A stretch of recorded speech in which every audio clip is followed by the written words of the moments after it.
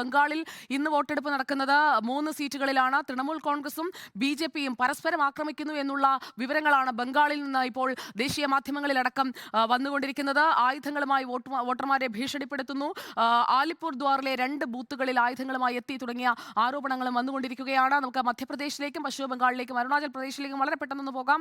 Nobel Marikkaran, Bengal ആദ്യ മണിക്കൂറുകളിൽ തന്നെ മികച്ച രീതിയിൽ ആളുകൾ ബൂത്തുകളിലേക്ക് എത്തുന്ന ഒരു കാഴ്ച കാണുന്നുണ്ട്. അക്രമ സംഭവങ്ങളും പതിവ് പോലെ തന്നെ കാണുന്നുണ്ട്. എന്താണ് മധ്യപ്രദേശും പശ്ചിമ ബംഗാളും അരുണാചൽ പ്രദേശും ആദ്യ മണിക്കൂറുകളിൽ നൽകുന്ന ചിത്രം?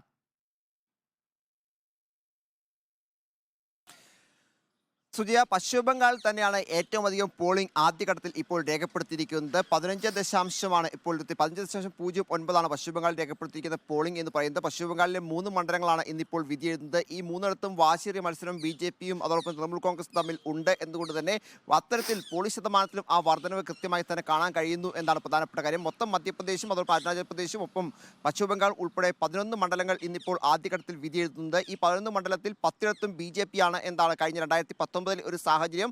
അതിൽ മധ്യപ്രദേശ് ചിദ്വാര മാത്രം, അതായത് മുൻ മുഖ്യമന്ത്രി കൂടിയായ കമൽനാഥിന്റെ മകൻ നകുൽനാഥ് മത്സരിക്കുന്ന ചിദ്വാര മാത്രമാണ് ഈ 11 മണ്ഡലത്തിൽ ബി.ജെ.പിക്ക് കഴിഞ്ഞ 2019 നഷ്ടമായിരിക്കുന്നത്. ഈ തവണ ആ മണ്ഡലം കൂടി പിടിച്ചെടുക്കുക എന്ന ലക്ഷ്യം തന്നെയാണ് ബി.ജെ.പിക്ക് ഉള്ളത് എന്ന കാര്യത്തിൽ യാതൊരു സംശയവുമില്ല. അതിനുവേണ്ടിയുള്ള പ്രചാരണം തന്നെയായിരുന്നു ഈ 11ഇടത്തും കഴിഞ്ഞ ദിവസങ്ങൾ നടത്തിയത്. പ്രത്യേകിച്ച് നമ്മൾ പശ്ചിമ ബംഗാളിലേക്ക് തന്നെ മടങ്ങിയെത്തുകയാണെങ്കിൽ പശ്ചിമ ബംഗാളിൽ കൂച്ച് ബിഹാറാണ് ഏറ്റവും കൂടുതൽ ശ്രദ്ധാകേന്ദ്രമായ സ്ഥലം. പ്രത്യേകിച്ച് 2011 നിയമസഭാ തെരഞ്ഞെടുപ്പുമായി ബന്ധപ്പെട്ടുകൊണ്ട് വെടിവെപ്പ് നടക്കുകയും 4 പേർക്ക് ജീവൻ നഷ്ടപ്പെടുകയും ചെയ്ത സ്ഥലമാണ്. അത്തരത്തിൽ അവിടെ ബി.ജെ.പി ആയിരുന്നു അവിടെ 2019 വിജയിക്കുകയും ചെയ്ത് ആ മണ്ഡലം വീണ്ടും നിലനിർത്താൻ ബി.ജെ.പി ആഭ്യന്തര സഹമന്ത്രി കൂടിയായ നിതിക് പ്രമാണിക്കാണ് സീറ്റ് നൽകിയിരിക്കുന്നത്. ടി.എം.സി ആകട്ടെ ജഗദീഷ് ചന്ദ്ര ബർമയെ മത്സരിപ്പിക്കുകയും ചെയ്യുന്നു. വാശിയേറിയ മത്സരമാണ്. പ്രധാനമന്ത്രി ഉൾപ്പെടെ എത്തിക്കൊണ്ട് വലിയ പ്രചാരണമാണ് അവിടെ നടത്തിയത്. മമതാ ബാനർജിയും ഒപ്പം അഭിഷേക് ബാനർജിയുമായിരുന്നു ടി.എം.സിക്ക് വേണ്ടി ഈ മണ്ഡലത്തിൽ ശക്തമായ പ്രചരണം നടത്തിയത്. പ്രധാനമന്ത്രി നടത്തിയ ഓരോ ആക്രമണവും, പ്രത്യേകിച്ച് ഈ അന്വേഷണ ഏജൻസികളെ അവിടെ അത്തരത്തിൽ വേട്ടയാടുകയാണ് പശ്ചിമ ബംഗാൾ സർക്കാർ എന്തായിരുന്നു പ്രധാനപ്പെട്ട ആരോപണം. കാരണം അഴിമതിയിൽ മുങ്ങി നിൽക്കുന്ന സർക്കാരിനെതിരെ വരുന്ന അന്വേഷണ ഏജൻസികളെ നാട്ടുകാരെ ഉപയോഗിച്ച് പോലും കൈകാര്യം ചെയ്യുന്നു. അത്തരത്തിൽ ക്രമസമാധാന പ്രശ്നങ്ങൾ അതോടൊപ്പം തന്നെ സന്ദേശഗിരി അടക്കമുള്ള വിഷയങ്ങൾ സജീവമായി തന്നെ ചർച്ച ചെയ്തുകൊണ്ട് തന്നെയാണ് പശ്ചിമ ബംഗാളിൽ ബി.ജെ.പി എന്നാണെങ്കിലും ഈ പ്രചാരണം മുന്നോട്ട് കൊണ്ടുപോയത്. മമതാ ബാനർജി ആകട്ടെ സി.എ അടക്കമുള്ള വിഷയങ്ങളൊക്കെ പ്രതിപാദിച്ചുകൊണ്ട് അതോടൊപ്പം സംസ്ഥാന സർക്കാരിന്റെ നേട്ടങ്ങളും കേന്ദ്രത്തിന്റെ ഞെരുക്കുമൊക്കെ ചൂണ്ടിക്കാണിച്ചുകൊണ്ടായിരുന്നു പ്രചാരണം നടത്തിയത്. എന്താണെങ്കിലും പശ്ചിമ ബംഗാളിൽ തീർച്ചയായും വാശിയേറിയ മത്സരം തന്നെ നടക്കുന്നു എന്ന കാര്യത്തിൽ യാതൊരു സംശയവുമില്ല. ഞാൻ ആദ്യം സൂചിപ്പിച്ചതുപോലെ തന്നെ പോളിംഗ് ശതമാനം അത് കൃത്യമായി തന്നെ അത് തന്നെയാണ് സൂചന നൽകുന്നത്. മറ്റൊരു പ്രധാനപ്പെട്ട സംസ്ഥാനം എന്ന് പറയുന്നത് അരുണാചൽ പ്രദേശാണ്. അരുണാചൽ പ്രദേശ് ബി.ജെ.പിയെ സംബന്ധിച്ചിടത്തോളം അവർക്ക് തിരിഞ്ഞു നോക്കേണ്ട സാഹചര്യം ഇല്ല എന്നാണ് അവിടെ വ്യക്തമാകുന്നത്. പ്രത്യേകിച്ച് നിയമസഭാ തെരഞ്ഞെടുപ്പ് കൂടി 60 മണ്ഡലങ്ങളിലെ നിയമസഭാ തെരഞ്ഞെടുപ്പ് കൂടി സംസ്ഥാനത്ത് നടക്കുകയാണ്. അതിൽ 10 മണ്ഡലങ്ങളിൽ ബി.ജെ.പിക്ക് എതിരെ പോലും സ്ഥാനാർത്ഥികൾ നിർത്താൻ കോൺഗ്രസ് അടക്കമുള്ള പാർട്ടികൾ കഴിഞ്ഞില്ല എന്ന് എടുത്തു പറയണം. മുഖ്യമന്ത്രി അടക്കമുള്ളവർ അവിടെ എതിരില്ലാതെ ജയിക്കുന്ന മുഖ്യമന്ത്രി പേമ ഖണ്ഡു അടക്കമുള്ളവർ 10 പേർ എതിരില്ലാതെ ജയിക്കുന്ന സാഹചര്യം ബി.ജെ.പിക്ക് നിയമസഭാ തെരഞ്ഞെടുപ്പുമായി ബന്ധപ്പെട്ട് കൂടെ നടക്കുന്ന നിയമസഭാ തെരഞ്ഞെടുപ്പുമായി ബന്ധപ്പെട്ട് ഉണ്ടായി. ലോക്സഭയിലേക്ക് എത്തുമ്പോൾ 2 മണ്ഡലങ്ങൾ, അരുണാചൽ പ്രദേശ് വെസ്റ്റ്, അരുണാചൽ പ്രദേശ് ഈസ്റ്റ് എന്നീ 2 മണ്ഡലങ്ങളാണുള്ളത്.